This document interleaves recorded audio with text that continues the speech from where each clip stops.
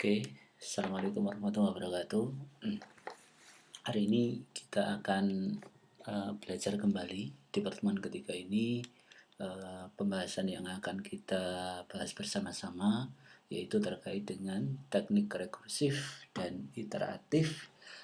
Hal ini bisa kita lakukan untuk memecahkan suatu permasalahan dengan membagi-bagi beberapa bagian menjadi beberapa subbagian. Nah, ini nanti bisa kita gunakan teknik rekursif maupun iteratif ini kita gunakan untuk memecahkan beberapa persoalan seperti sorting, searching, dan lain sebagainya karena masing-masing persoalan itu sangat kompleks ya. Nah, salah satu teknik yang bisa kita lakukan untuk menyelesaikan persoalan komputasional salah satunya yaitu dengan menggunakan teknik rekursif dan iteratif. Oke, intinya di dalam teknik rekursif ini, jadi teknik rekursif ini merupakan suatu fenomena di mana fenomena ini yang paling menarik di dalam pemrograman komputer. Karena apa? Karena di dalam rekursif ini dia bisa melakukan suatu perulangan. Suatu perulangan di dalam menyelesaikan suatu permasalahan, tetapi permasalahan tersebut selalu berulang-ulang. Selama ini bisa kita kita menyelesaikan suatu permasalahan yang berulang-ulang itu kan kita bisa pakai metode looping.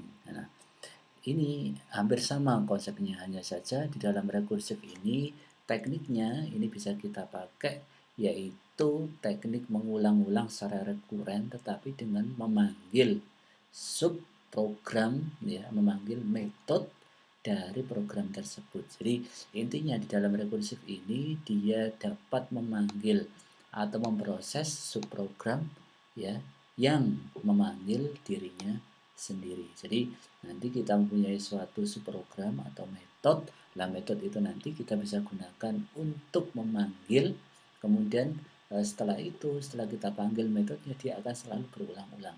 Nah, sampai posisi apa dia bisa mengulang? Kalau di dalam looping while atau do while atau for itu kan kita lihat dari nilai hasil akhir i kurang dari sama dengan atau i lebih besar dari sama dengan berapa sehingga prosesnya itu berhenti. Nah, di dalam rekursif juga ada seperti itu, namanya base stop. Ya. Nih, base stop nanti akan kita ulas lebih lanjut.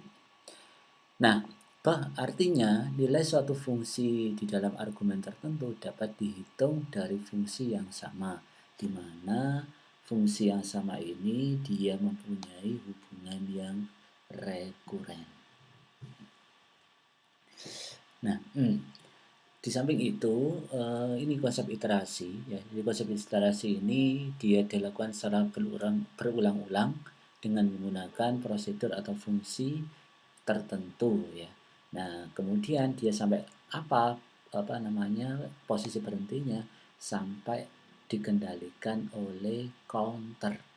Jadi kalau dia i kurang dari 100 berarti dia perulangannya mulai dari misal i sama dengan 0, 0 sampai 100 itu dia dikendalikan oleh suatu counter tertentu. Dan ini akan selalu berulang-ulang sampai counter itu menunjukkan posisi false.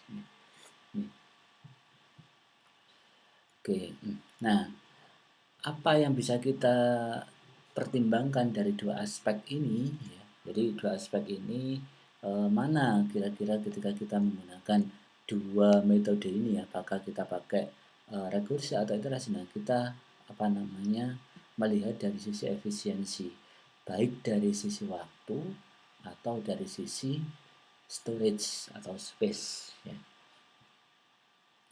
Kemudian kita bisa melihat dari sisi kemudahan atau penerapan dalam aplikasi.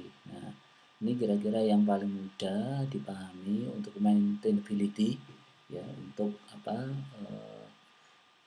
istilahnya di maintenance atau diperbaiki ini kira-kira lebih cepatan yang rekursi atau yang iterasi.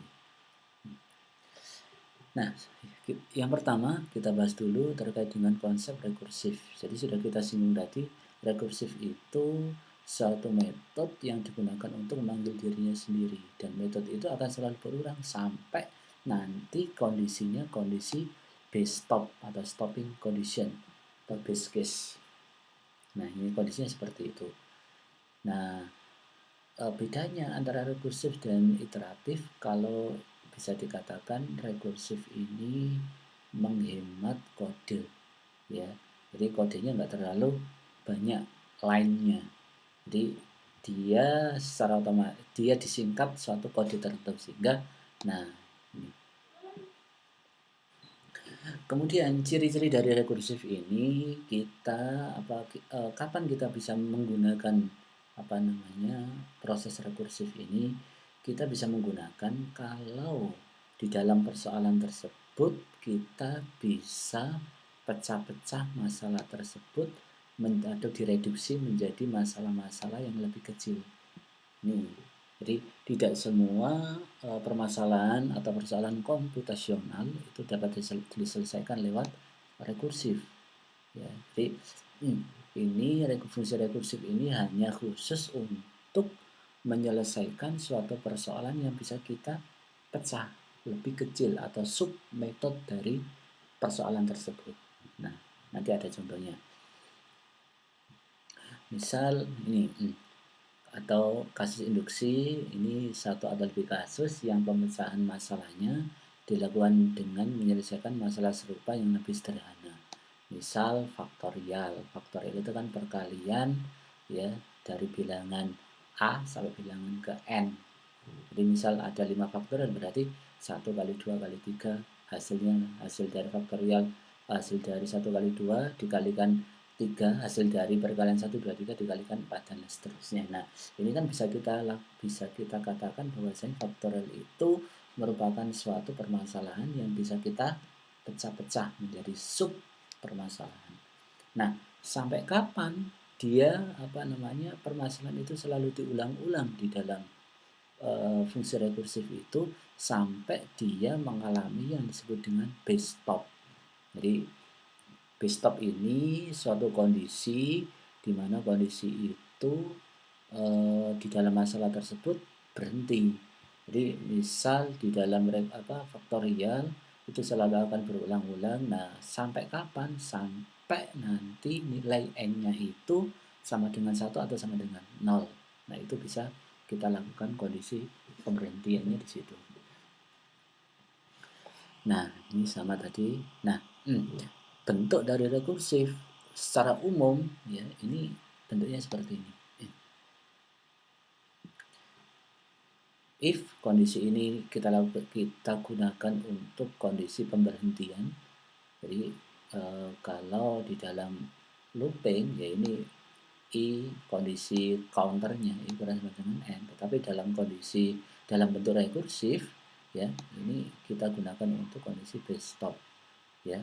Jika kondisi ini dia berhenti, nah dia mengambil apa, parameter apa yang diambil, atau dia mengembalikan nilai apa. Nah, ya setelah kondisi ini tidak terpenuhi, nah kita lakukan pada kondisi yang di sini, di else ini. Dia akan melakukan kondisi apa kalau kondisi ini tidak terpenuhi. Nah, kondisi else ini yang biasanya kita gunakan untuk memanggil metode rekursif itu tadi.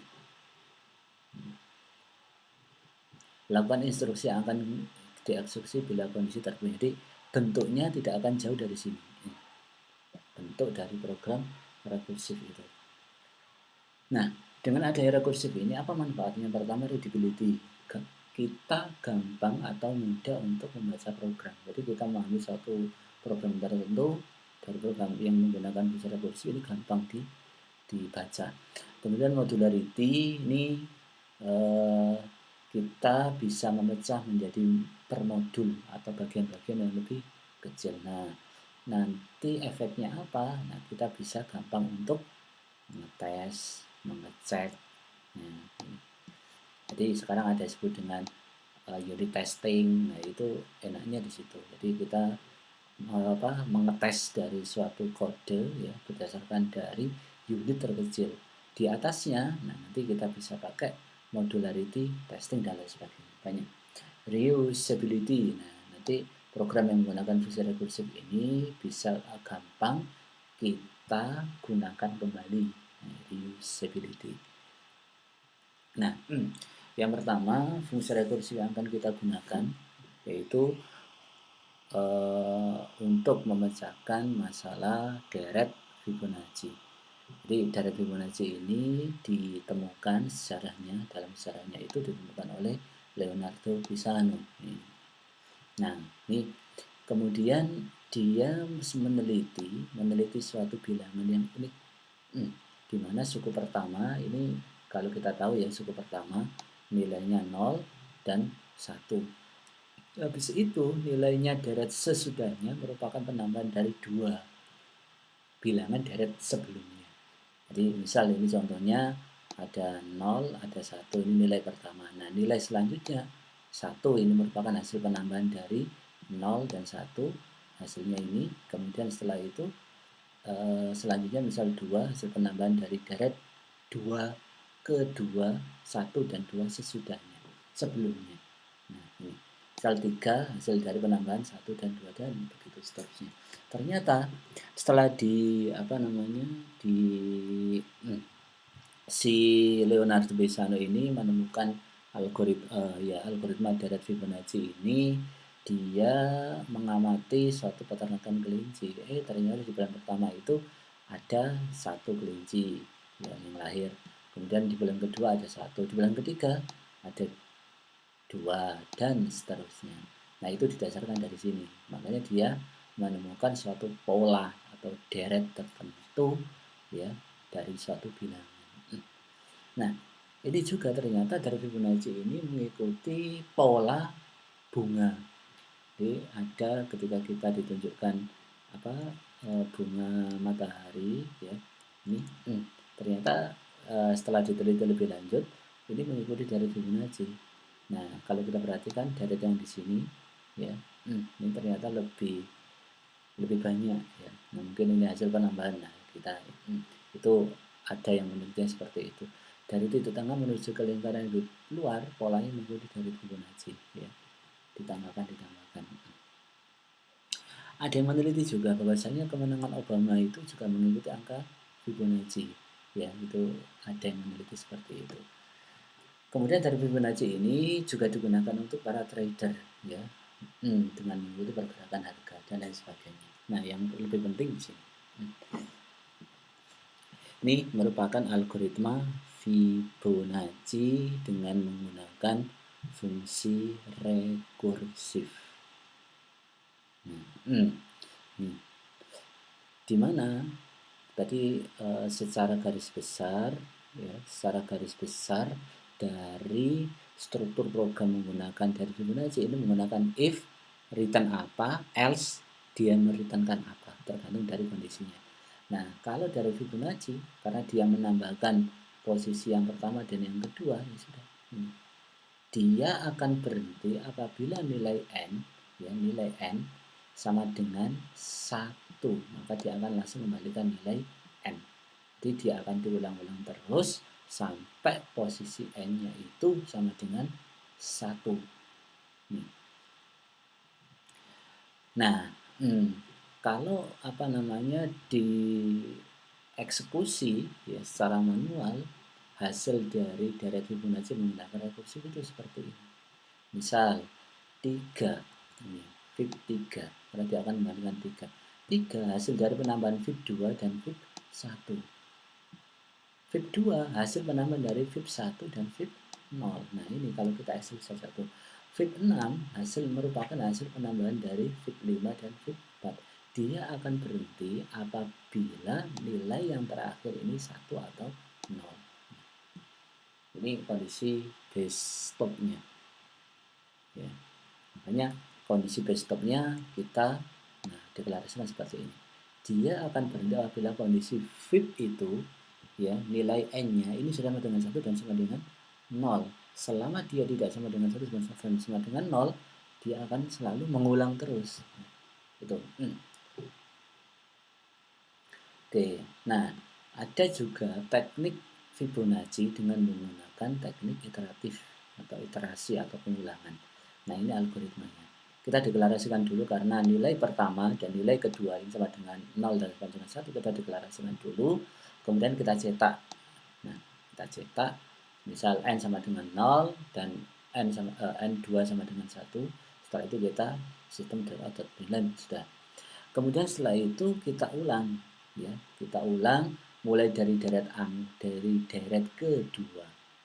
Nah, sampai dengan deret ke N, di mana N ini merupakan satu parameter yang bisa juga diinputkan oleh user, dan ini merupakan banyaknya deret yang akan ditampilkan. Jadi kita ulang terus mulai dari 2 sampai deret ke N, di mana N ini parameternya, sampai dia mengulang sebanyak N tersebut. Kemudian setelah itu, nah di dalam looping tersebut ya kita tambahkan nilai N sama dengan 1 dan nilai N1 dan N2 kita tambahkan dan akan ditampung ke variabel N3. Nah, hasil dari penambahan tersebut N3 system.out.println, nanti kita cetak nilai dari N3 tersebut. Di bawahnya cetak itu nanti kita assignment atau nilai dari posisi 2 kita kasihkan ke N1, posisi dari N3 penambahan kita kasihkan ke N2. Nah, seperti itu. Ini algoritma Fibonacci menggunakan iteratif. Nah, tugas yang pertama. Jadi berdasarkan kedua algoritma atau ya cara jalan dari kedua algoritma tersebut. Nah, sekarang buat perbandingan waktu eksekusi dari kedua algoritma deret Fibonacci yang bersifat iteratif dan bersifat rekursif. Kira-kira dengan banyaknya N yang kita inputkan, seberapa besar waktu yang dibutuhkan oleh Fibonacci yang model iteratif dan Fibonacci yang model rekursif. Ini nilai N-nya kita bisa deklarasikan 100, 200. Nah, ini kira-kira berapa waktu yang diperlukan di sini? Nah, contoh seperti ini. Ini ada contoh di dalam pembentukan atau membandingkan dua program deret Fibonacci menggunakan dua buah konsep yang berbeda. Misal, saya masukkan nilai N-nya ini ya nggak banyak 20. Nah, berarti atau agar dapat dibaca 40 misal. Nah, ini deretnya sudah mulai lama 40 ya. Nah, waktu yang diperlukan untuk menyelesaikan yang iteratif, yang ini iteratif ini, waktu yang diperlukan untuk membuat deret 40 deret tadi yang iteratif ini membutuhkan waktu 0,009 second. Yang rekursif untuk menyelesaikan 40 deret tadi ini membutuhkan waktu 9 second. Berarti kalau ini kita bisa bandingkan, ya, membandingkan antara kedua buah algoritma tersebut dilihat dari konsep waktu yang diperlukan untuk mengeksekusi suatu N yang kita masukkan tadi. Nah, berarti iteratif ini lebih cepat daripada rekursif. Nah, itu nanti coba dibuat programnya. Yang kedua, menara Hanoi. Ini puzzle, ya. Dimana puzzle ini ada aturannya, ya. Nah, ini diciptakan dari seorang biarawan memiliki 3 menara, ya, dan dia harus memindahkan 64 piringan emas. Jadi ada 3 menara, tapi dia mempunyai 64 piringan emas. Nah, diameter tersebut ini tersusun dari ukuran yang kecil sampai yang besar. Kemudian biarawan itu ini berusaha untuk memindahkan semua piringan dari menara pertama ke menara ketiga, tetapi harus melalui menara kedua sebagai menara tampungan. Nah, secara teori diperlukan 2 pangkat 64 min 1 perpindahan. Jika salah memindahkan, maka jumlah perpindahan akan lebih banyak lagi. Nah, jika satu perpindahan butuh waktu 1 detik, maka total waktu yang diperlukan, nah itu 500 juta tahun itu. Nah ini hmm, apa namanya, perpindahan menara Hanoi. Ini algoritmanya ya. Jadi secara rekursif ini persoalan ini n disk atau n buah piring kita bisa pindahkan n min 1 teratas pada tonggak A ke tonggak B. Ini lebih gampangnya nah seperti ini. Sebuah permainan di mana jumlah piringan dipindahkan dari tonggak satu ke tonggak lain dan dapat menggunakan tonggak bantuan. Nah ini intinya nanti semua piringan ini bisa kita pindahkan ya ke menara C. Caranya semua piringan di tonggak A akan dipindahkan ke satu persatu dan piringan besar tidak boleh diletakkan di atas piringan yang kecil. Jadi diurutannya ya dari besar ke kecil. Ya, ini dari atas ke bawah, besar ke kecil. Nah, caranya seperti ini. Yang pertama, ini posisi awal, ya. Kemudian posisi yang kedua, yang biru, yang awal ini kita masukkan ke C. Kemudian yang hijau kita masukkan ke B. Kemudian biru kita masukkan ke B. Yang merah, nah kita geser ke sini. Yang sekarang posisi di sini. Kemudian yang selanjutnya, nah biru kita masukkan ke A, ya. Kemudian yang hijau, kemudian yang ini kita masukkan ke sini. Nah, jadi di sini ada berapa? 4 parameter. Parameter yang pertama banyaknya disk n, kemudian parameter yang kedua asal, tampungan, menara tampungan, menara asal, dan menara tujuan. Nah itu yang akan diulang-ulang terus menerus. Dan bagaimana caranya suatu algoritma itu bisa menyelesaikan suatu persoalan, nah yang seperti ini. Ini algoritmanya. Jika n sama dengan 1, maka langsung piringan itu kita pindahkan dari A ke C.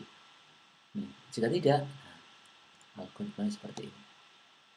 Dan ini akan selalu diulang-ulang terus sampai nanti n ini sama dengan 1. Ini kalau piringannya sebanyak 4. Nah, biarawan tadi memiliki 64 piringan. Nah, itu lebih lama lagi nanti untuk pemrosesannya. Oke, nah sekarang tugas yang kedua, silakan buat secara rekursif untuk memecahkan permasalahan ini menara Hanoi. Jadi program ini merupakan program untuk menampilkan pergerakan menara Hanoi yang merujuk pada kelas menara Hanoi. Jadi kita punya kelas menara Hanoi. Nah, Hanoi ini nanti akan memindahkan sub menara Hanoi n-1 ya, dari n pin ke tiang perantara dipindahkan ke tiang tujuan. Nih. Stop case-nya ya. Kondisi base stopnya ada di n-1. Nah, ini. Nanti hasil programnya seperti ini sehingga dia bisa semua piringan ini dipindahkan ke piringan ini. Itu nanti kita bahas lagi lebih detailnya di pertemuan di LMS tertuangan.ac.id. Oke, saya akhiri. Assalamualaikum warahmatullahi wabarakatuh.